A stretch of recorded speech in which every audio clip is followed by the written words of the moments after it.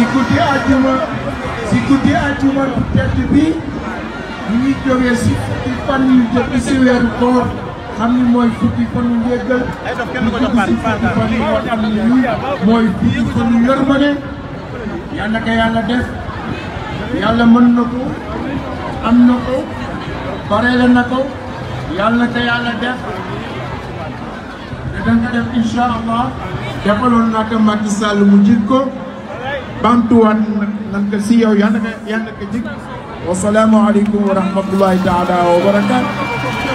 Est-ce que vous êtes prêts? Est-ce que vous êtes prêts?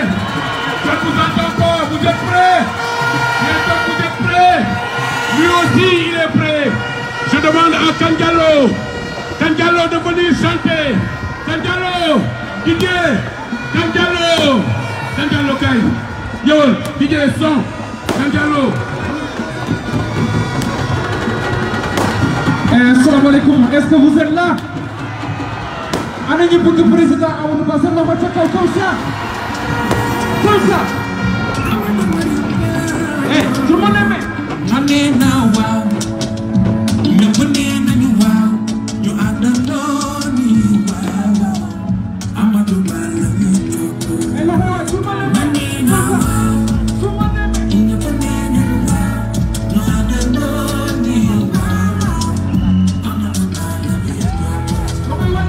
Mané na waaw. Macky nee na waaw. Ñu àndandoo ni waaw. Amadou Ba la ñu topp. Mané na waaw. Ñëpp nee nañu waaw. Ñu àndandoo ni waaw. Amadou Ba la ñu topp. Yow la ñu wóoroo. Macky yow la wóoroo. Ñeegi plan Sénégal. Amadou Ba yemba. Sénégal naw nañ la. Ngir sa tuur rafet. Barote Ibrahima Bol mooy sa baay. Mariam Baar mooy sa yaay. Góoru bi ni Mariam. Madame Ba bitim ba ñeetaan. Pula si naani. Jatura si naani. Fide benn naani sangaare. Bablo Amadou Mariam Baar. Réew mi yow la ñu àndal. Jeunesse bi yow la ñu àndal. Amadou Ba la ñuy topp. Mané na waaw. Ñëpp nee nañu waaw. Ñu àndandoo ni waaw. Amadou Ba la ñuy topp. Yow doxal Amadou ngi ñëw. Doxal Amadou ngi ñëw. Yow doxal Amadou ngi ñëw. Doxal Amadou ngi ñëw. Yow doxal Amadou ngi ñëw. Yow doxal Amadou ngi ñëw. Yow doxal Amadou ngi ñëw. Yow doxal Amadou ngi ñëw. Oyiro, oyiro, oyiro, oyiro, oyiro, oyiro, oyiro. Merci beaucoup. Merci beaucoup. Merci Lisa. Merci beaucoup. Merci beaucoup.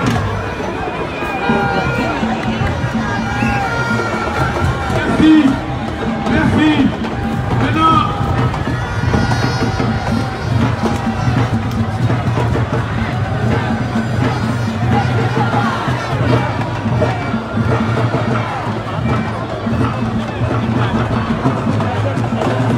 Voilà. Les gars yi. Non. Oui, moi. Def leen ndànk rek. Dama ne gars yi. Vous allez voir. Géwalo. Affaire Amadou Ba moo mel nii de. Yëpp ay xumb léegi. Dama leen ne. S'il vous plaît. Xam nga détermination bi ngeen àndal. Dévouement bi ngeen àndal. Amadou Ba bu ngeen koy déglu 12 jours yi yëpp mi ngi leen di wax sur son programme mi ngi leen di wax li mu namal jeunesse bi li mu namal jigéen ñi li mu namal personnes âgées yi li mu namal personnes handicapées yi mais li mu nangal ab agriculture bi dégg ngeen ko li mu wax sur le désenclavement dégg ngeen ko li mu wax sur le transport mais sur l'éducation l'enseignement la recherche et l'innovation xam ngeen ne kooku xam na lan mooy réew xam na lan mooy état moo tax ma bëggoon léegi wax naa leen ne leen Bousso mi ngi fii naa ko woo léegi ci kanam Bousso mi ngi fii Bousso mu ñëw ah su Bousso pare ana Bousso ana soxna Bousso na yegg si Bousso Mame Diarra Bousso dañu ko bàyyi mu yéeg tey dañuy bégal candidat bi c'est la fête quand on va vers une victoire on doit fêter avant pendant et après Bousso est là may leen Bousso mu ñëw may leen Bousso mu ñëw yéegalal leen ko Bousso mu ñëw ah Bousso waaye son bi génn na may leen ko mu ñëw may leen Bousso mu ñëw son bi génn na Bousso ah Bousso boog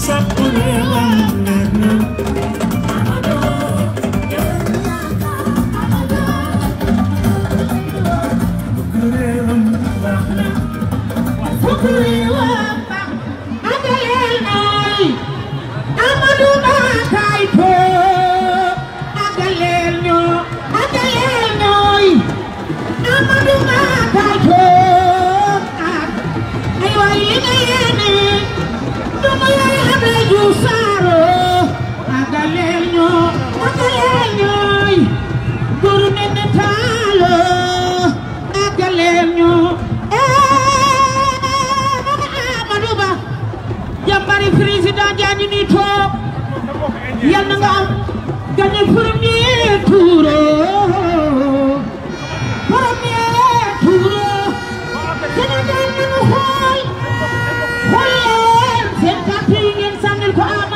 ñagaleel ñooy président kay ko am ñagaleel ñoo merci Bousso merci beaucoup xam ngeen gars yi tey wax naa leen ko léegi s'il vous plaît merci Géwalo Géwalo Géwalo Massa Massa Massa Massa merci beaucoup xam ngeen gars yi wax naa leen ne leen tey jii le président Macky Sall liñ ko mën a defal rek mu neex ko dëgg-dëgg mooy ñu faral ko jëmb ji te pour ñu faral ko jëmb ji wax naa leen ko dañuy am esprit Benno Bokk Yaakaar ñi toog fii ñooy Benno Bokk Yaakaar soo gisee tey bëgguñu dugg ci benn tur ñuy tudd benn mouvement ñuy tudd benn parti dañu xam ne nous sommes une grande famille une coalition qui a vécu pendant 12 ans loolu moo tax tey Benno Bokk Yaakaar prime sur tout léegi nag ma bëggoon ñu woote ma woo Big Mo mu ñëw moom on a fait le voyage Big Mo Big Mo DJ Big Mo mu ñëw moom tamit voilà. est-ce que yéen a ngi fi daguma dara est-ce que yéen a ngi fi mooy suñu candidat 2024 góor ak jigéen mag ak ndaw ñoo ngi sa ginnaaw askanu Sénégal yow ñu wax yaa ngi liggéey bu am solo ci Sénégal ñëpp gis nañ ko candidat am nañ candidat ñun Amadou Ba mooy suñu candidat président 2024 Amadou Ba man nga njiitu réew candidat am nañ candidat ñun Amadou Ba mooy suñu candidat président 2024 Amadou Ba man nga njiitu réew homme d'état Amadou Ba humilité Amadou Ba compétent Amadou Ba meilleur profil mooy Amadou Ba directeur des impôts Amadou Ba DG impôts et domaines Amadou Ba ministre de l'économie et des finances ministre des affaires étrangères honorable député Amadou Ba premier ministre Amadou Ba coordonnateur national coalition Benno Bokk Yaakaar responsable APR loo ci wax ca Parcelles Assainies yow am nga ndam def nga jaloore Amadou Ba candidat am nañ candidat ñun Amadou Ba mooy suñu candidat président 2024 Amadou Ba man nga njiitu réew candidat am nañ candidat ñun Amadou Ba mooy suñu candidat président 2024 Amadou Ba man nga njiitu réew Amadou Ba Amadou Ba Amadou Ba yow man nga njiitu réew Amadou Ba Amadou Ba Amadou Ba loolu na nga jox suñu réew Amadou Ba Amadou Ba Amadou Ba yow man nga njiitu réew Amadou Ba Amadou Ba Amadou Ba loolu na nga jox suñu réew homme d'état Amadou Ba humilité Amadou Ba compétent Amadou Ba meilleur profil mooy Amadou Ba directeur des impôts Allô. est-ce que yéen a ngi fi ok merci beaucoup président Big Mo Merci Big Mo. Merci. Yes. Je m'en vais maintenant. Allô. Yes. Allô. Yes. Maa ngi woo léegi. Maa ngi woo Cissé. Abidour. Ana Abidour. Ana Abidour.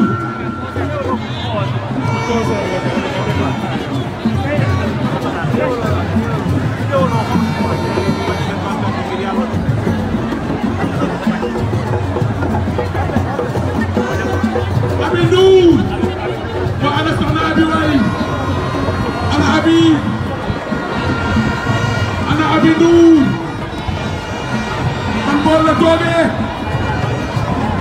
Abi ban boor la toogee.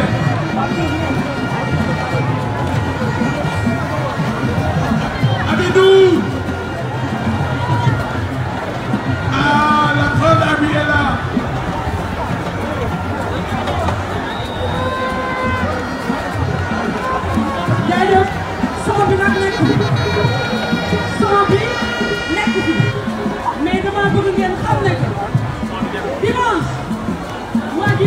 suñu futur président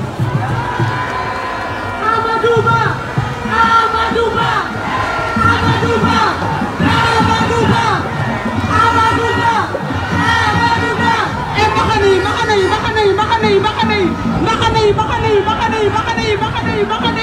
maxane yi jaaraama ba pulo sama waaji sama mag yi sama président ba ma lay gëm du kay man yaay sama président ma kenn gëmul maa gëm yow laa wóolu te yaay sunu futur président inshallah di parti yow ko yow la ñu la tey borom maam Elimani yow la ñu tey caajal ci kii ba bu baax ni yaay Ibrahima jërëjëf kontaan naa jërëjëf merci beaucoup merci Abi léegi nag dama am benn jarbaat am benn xale boo xam ne génération consciente Papa Diouf Papa Diouf Papa Diouf Papa Diouf waaye ana Papa Diouf waay Papa Diouf fu mu toogee ana Papa Diouf mi ngi ñëw de xajal leen ko ana Papa Diouf Papa Diouf gis naa ko muy yéegee Papa Diouf ah Amadou Ba ndeysaan xale yi way lañ na xale yi way lañ na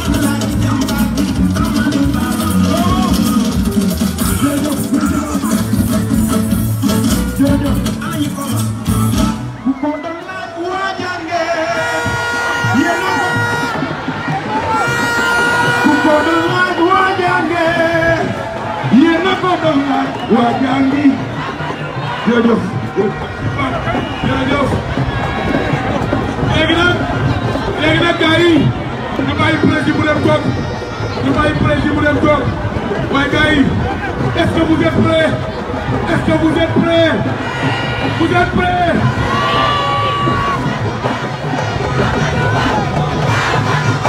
léegi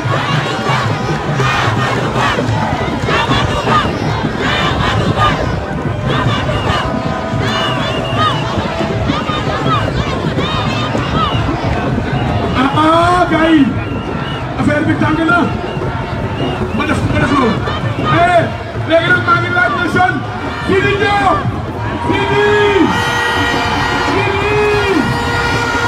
Sidi Diop ana Sidi na yee dama ni c'est la victoire c'est la fête Sidi Diop ana Sidi Diop nañ ma ko indil bu ñëw. Et je vais vous dire, le candidat va s'adresser à la nation, le candidat va s'adresser à la diaspora, le candidat nee na dañuy def prospérité partagée, ne dañuy liggéey koom-koom gi bari ñu seddoo ko. Ana Sidi Diop, ana Sidi Diop, ana Sidi yegseegul, et ana Sidi Diop yegseegul, maa ngi dépassé. mi ngi dugg nga yéeg ne leen Sidi bu yéeg gaaw nit ñi bari nañ ko xajal bu ñëw ana mu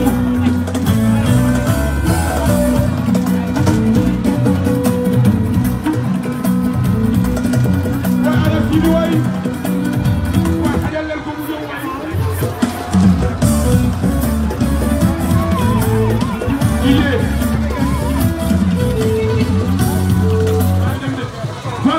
yéeg léegi xam nga lu may def léegi xam naa dafa xam léegi vidéo bu bees vidéo bu bees vidéo bu bees ana vidéo bu bees ah mes enfants sont là. Candidat Amadou Ba yow la ñu laaj yow la ñu laaj suñu président taamu nañ sa yaram ba sama liggéey bëgg Sénégal loo dem ba en avant suñu cinquième président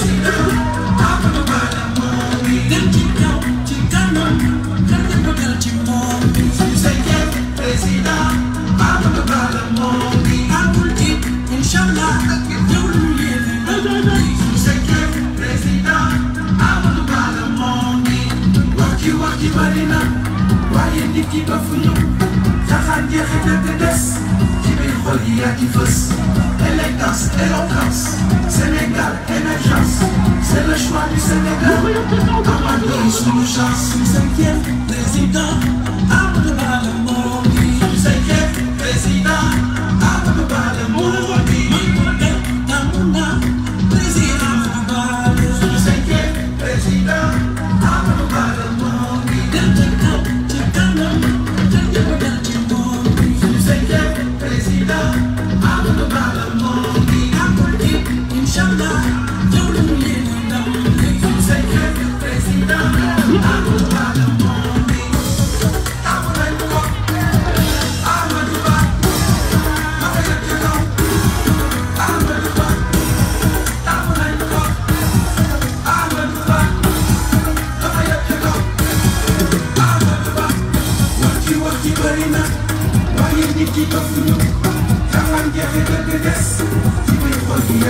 élégance, éloquence, Sénégal, émergence, c'est le choix du Sénégal. Amadou yi suñu chance. Amadou Ba, Amadou Ba, Amadou Ba, Amadou Ba, Amadou Ba, Amadou Ba, Amadou Ba. Merci beaucoup. Pour le cinquième président du Sénégal,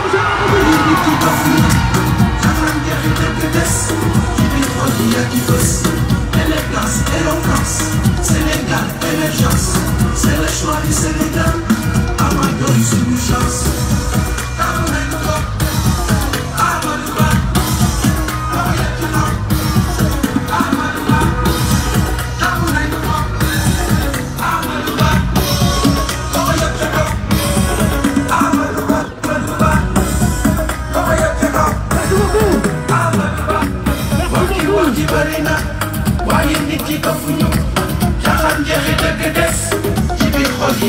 Élégance, éloquence, Sénégal, émergence, c'est le choix du Sénégal.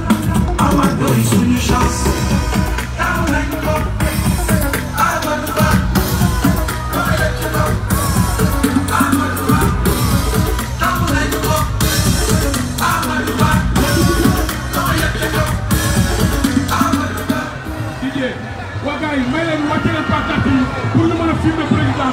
wàcce leen pancarte yi pour ñu mën a filmer discours bi waaw wàcce leen pancarte yi dañuy filmer discours bi s'il vous plaît wàcce leen pancarte yi wàcce leen pancarte yi dañuy filmer dañ koy filmer pour wane ko télé suba dimbali leen di voilà merci wàcce leen pancarte yëpp wàcce leen pancarte yëpp s'il vous plaît les grands wàcce leen pancarte yi dañ koy filmer suba moom la ñuy wane ci télé bi pour ñun ñëpp ñu bokk seetaan li fi def tey s'il vous plaît pancarte yi day gêner les caméras s'il vous plaît merci jërë ngeen jëf wàcce leen pancarte yi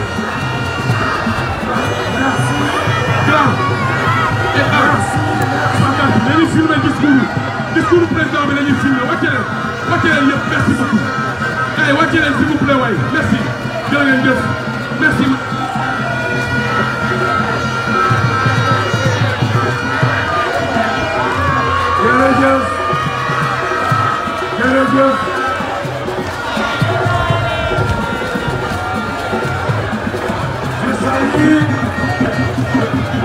Je salue la population ici présente. Je salue ces milliers de jeunes. Je vous remercie. Allez.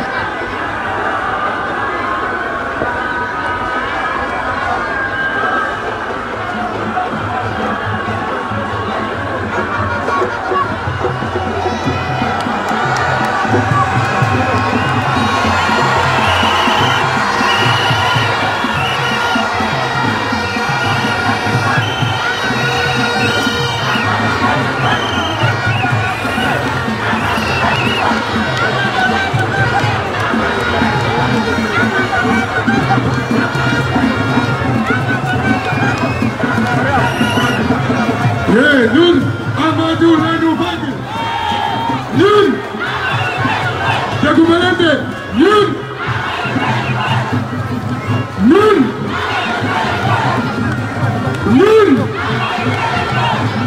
mbokk yi dama bëgg ne ngeen déglu ma religieusement su ma nuyoo dégg nga borom tabay man leen ma def tuuti ndax c'est important li may wax.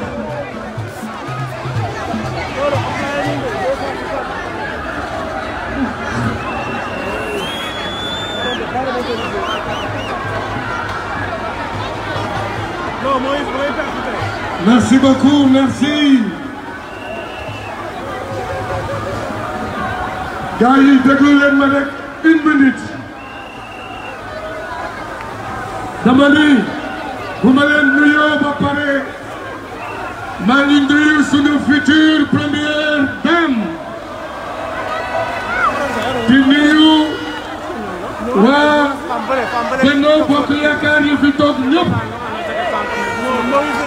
di nuyu kii nga xam ni sunu président sunu 5e président bi ñuy am semaine prochaine ba pare di nuyu la presse nationale et la presse internationale ba ba pare nag dama bëgg yéen ngeen tàcc seen bopp ci kaw a kaw. Mention spéciale à vous. léegi nag je rentre dans le vif du sujet.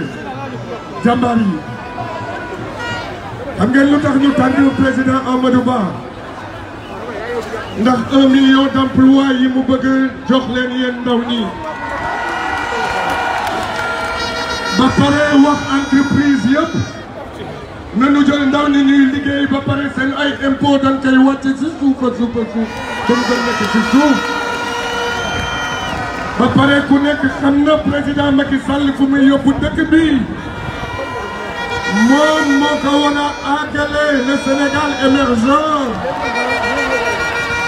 ba pare si moom bu nekkee 5e président la ñuy organiser Coupe d'Afrique kenn wax fii sunu dëkk. loolu si bilan la bokk. donc ba pare fi may jeexalee xam ngeen lu gën tax ñu ànd ak moom. c'est le président de la paix. c'est le président de la paix. dafa am lu ma jàngal démb dama ko seetaan télé sama yaram dafa daw. ndax bu doon mën la damay tontu. bu doon mën la damay tontu xam nga lan moo tax sama yaram daw. à partir d'aujourd'hui ku ma xasati nga wala nga wax ma dara dootuma saf ndagam ku baax kii ndagam ku yaru kii ndagam ku am diine kii sunu président Amadou Ba moo dul tontu ñun duñu tontu mais nag li koy faj xam ngeen lan la teel a yeewu dimanche teel a préparé wu teel a voté ji teel a gagné teel a fetu. Merci, merci, on vous aime. Merci. Ñun Amadou la ñu bëgg. Ñun.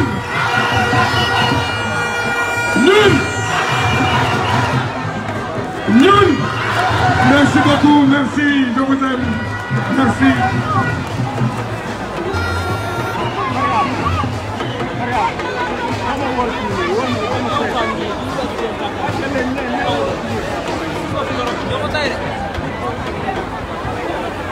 Sénégal est-ce que ça va?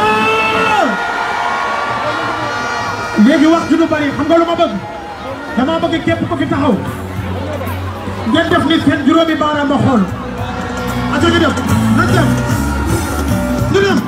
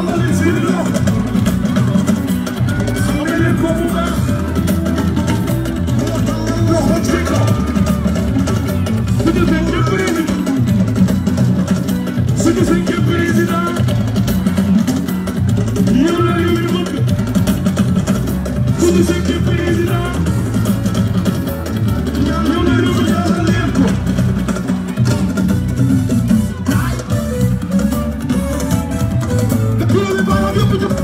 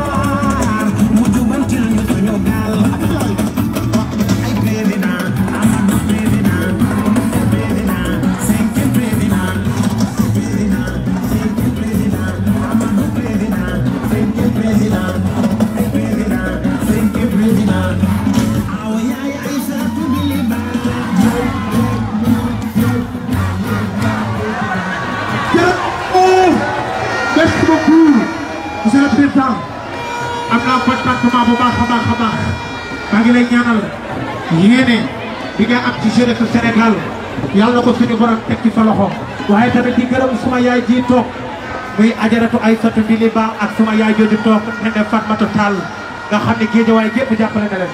jërëjëf monsieur le président.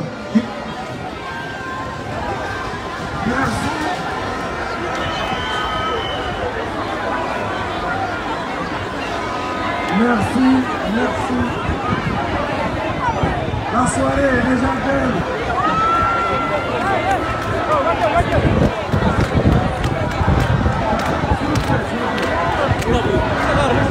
S'il vous plaît, s'il vous plaît.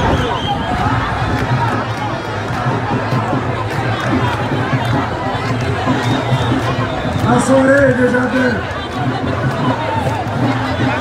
S'il vous plaît, s'il vous plaît.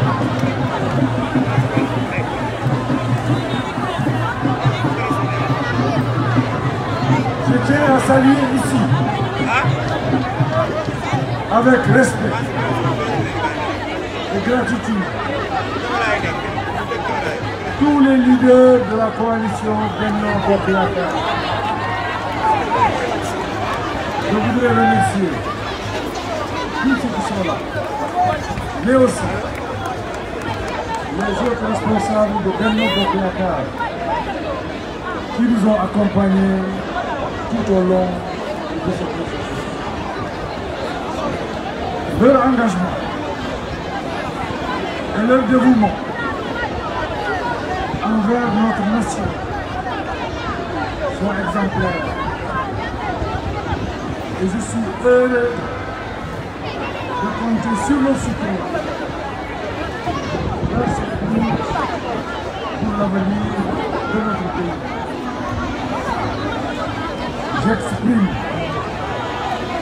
toute ma reconnaissance envers le président Macky Sall.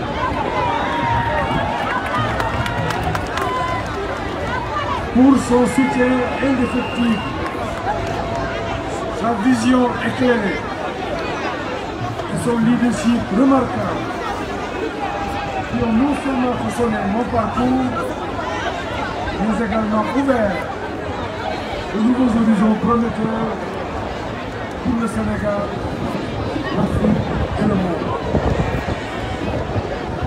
Je voudrais le remercier personnellement pour son soutien constant, ses conseils avisés.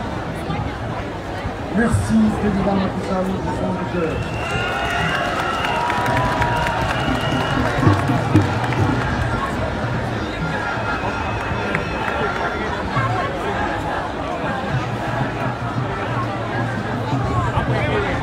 Dans les 14 régions du Sénégal,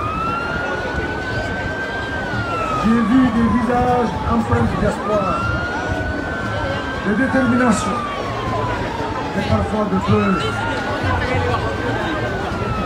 Je vois les rêves de nos enfants, de nos idées, de nos yeux. Je vois les aspirations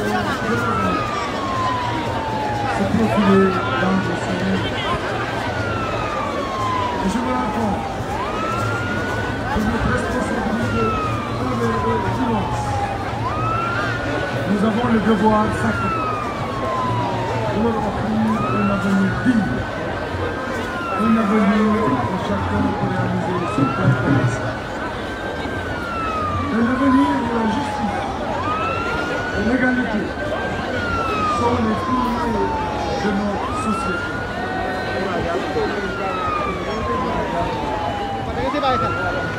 Je suis fier de notre performance, mais je sais aussi que le travail n'est pas achevé. C'est pourquoi je vous appelle tous à rester unis, à rester mobilisés jusqu'à la dernière minute dans cette élection cruciale.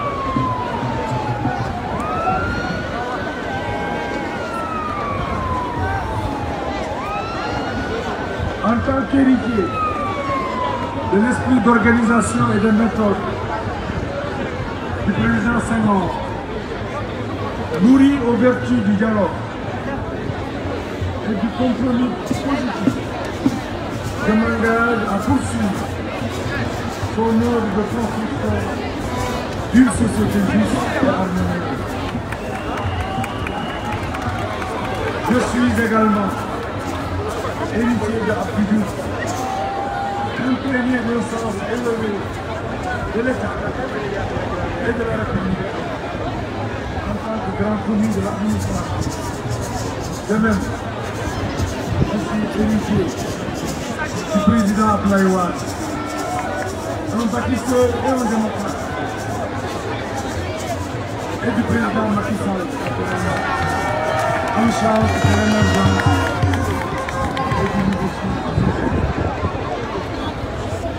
C'est pourquoi je continue d'espérer et je pense la place de tous les démocrates, la place des républicains, ici du côté de l'opposition. J'invite à nouveau nos amis du PDS, parce qu'on partage les mêmes valeurs, on partage le même idéal. L'œuvre du président Wade ne doit pas se disloquer. Et je m'engage à soutenir son action, ses processus. Leur place sera à côté de nous, fondamentalement. Dans le pays, il y a aujourd'hui trois axes. Il y a les démocrates, les libéraux, les démocrates. Il y a peut-être les sociodémocrates, il y a les anarchistes et les ministres. La place du PDS n'est pas.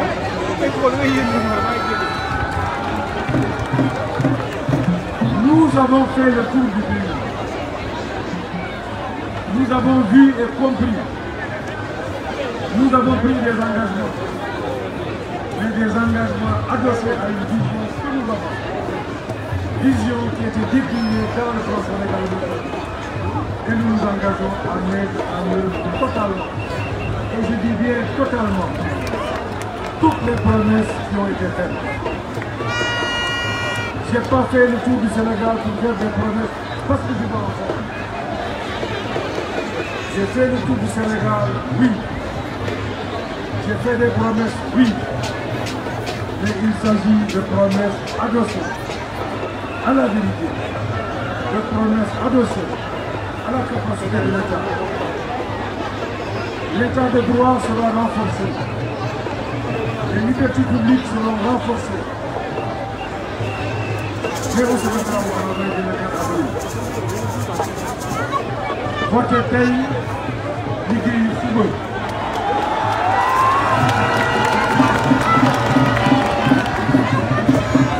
Nous n'avons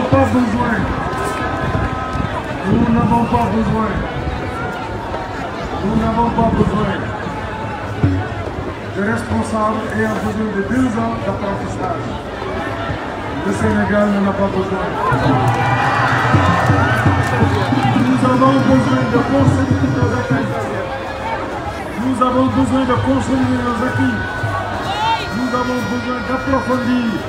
Nous avons besoin d'aller encore plus vite et plus loin. Parce que nous devons satisfaire cette jeunesse. qui attend et qui continue de vous attendre. J'ai pris l'option d'être le président de la République des jeunes. Je le dis et je le répète. Je le réaffirme ici, sur cette place mythique, que nous créons au moins 1 million d'emplois.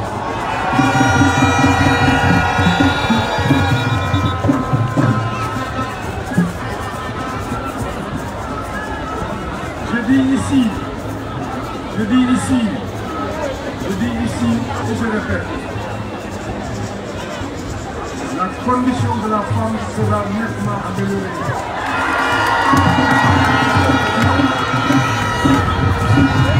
Sur tous les aspects, notamment sur les aspects économiques, liés au financement et à la participation des femmes dans la construction du Sénégal.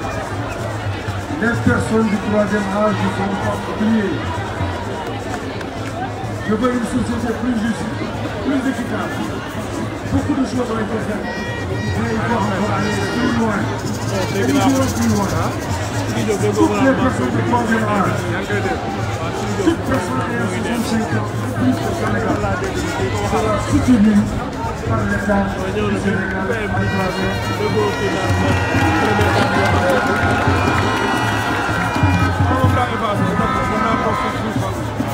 la question du coût de la vie. Il s'agit d'une préoccupation très forte, notamment dans les zones urbaines. Je pense ici à Dakar. Des efforts ont été faits, c'est indiscutable.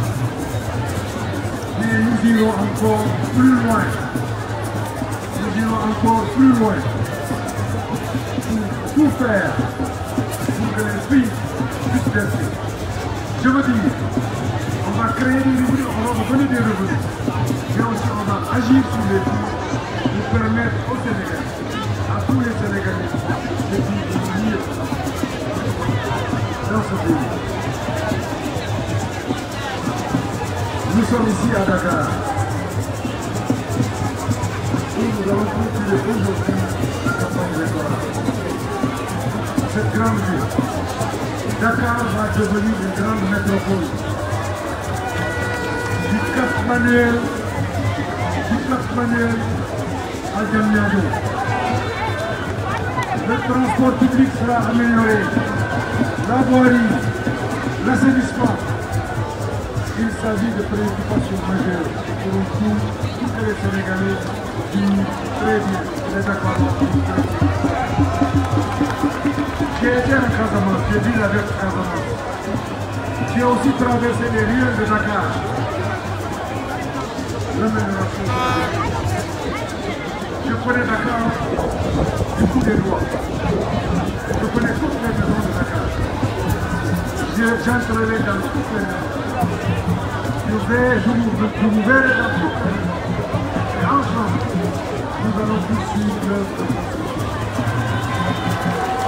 Mbokki Sénégal, maa ngi leen di nuyu di leen sant di rafetlu seen taxawaay ak mobilisation. Yéen a ngi fii ci ngoon ba tey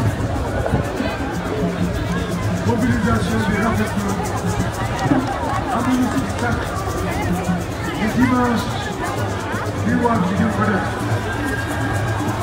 ndax yéen da ngeen bëgg jàmm bëgg leen aventure bëgg leen rek doon ñuy toj ay kër yi ñuy rek li ngeen bëgg mooy vivre en paix. Je m'engage à assurer la sécurité.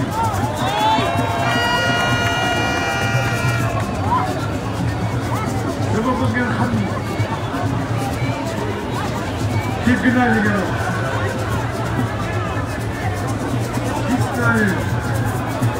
fekk naa leen def lii nga xam ne dinañ ko def à partir du 4 avril dama bëgg nekk président de la République boo xam ne moom mooy président mu ndaw ñi.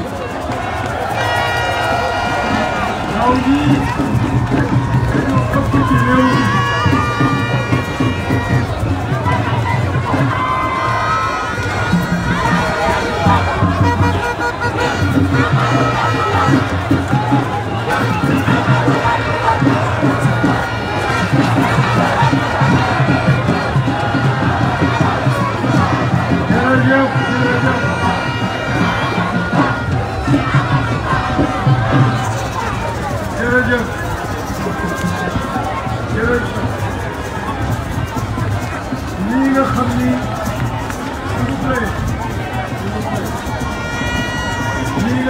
dinañ ko def ak yéen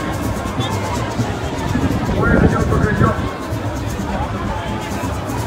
lépp lu fi nekk loo xam ni njëriñu askan wi la dinañ ko yokk gën ko yaatal fexe ba ñëpp jot je m'engage à le faire je m'engage à faire preuve de beaucoup d'utilité encore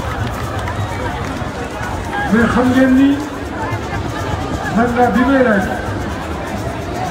xale yi dañ cee bari ñu moom mën naa wax ni dama bëgg ñu àtteema li nga xam ni moom laa dig xale yi c'est-à-dire 1 million d'emplois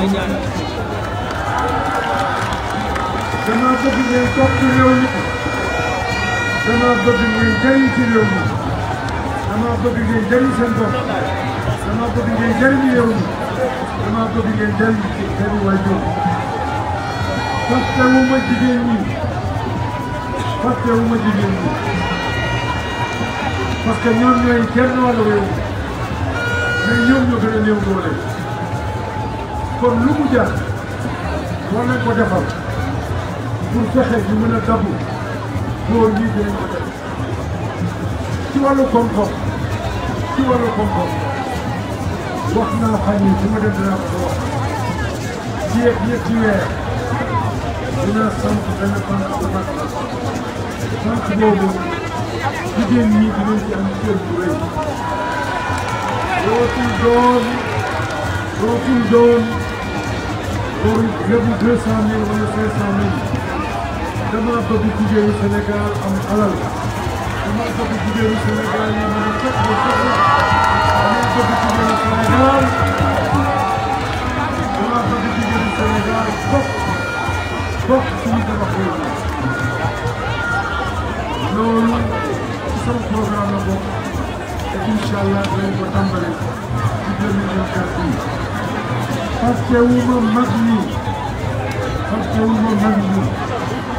parce que man dama fonk mag ñi dañu leen war a jàppale dañu leen war a suturaal boo defalee xale yi defal jigéen ñi waroo fàtte mag ñi moo tax ku am juróom-benn fukki at ak juróom boo amul pension de retraite dina fexe ba nga am ko dinañ la fay pension de retraite te njëriñ dund pour que nga am loo xam ni moom ngay suturoo.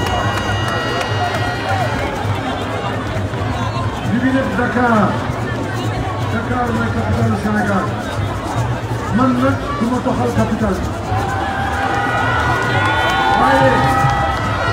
waaye bëgg naa capitale départemental bu nekk bëgg naa capitale régional bu nekk li am Ndakaaru am foofu dama ne man dama toxal capitale ndax d'accord yéen dégg nga dama boor bi de boor bi dégg nga dara yaa ngi nee nañu dañuy toxal capitale defe naa ni loolu du priorité fii ci Sénégal lii priorité mooy fexe ku nekk fa fi nga nekk la nga war a li am Dakar war na am Thiès war na am Ziguinchor war na am Tambacounda li am Dakar war na am Pikine war na am Guédiawaye war na am Koussanar war na am Goudiri war na am Podor war na am fu nekk loolu mooy développement loolu mooy émergence ci loolu laa leen bëgg a yóbbu wax ñëwuma fi pour wax leen ni dañuy joxe ay capital wala sax dañuy soppi ay monnaie loolu maa ngi leen di sant bu baax di leen gërëm di leen jox rendez-vous dimanche bu 9h jotee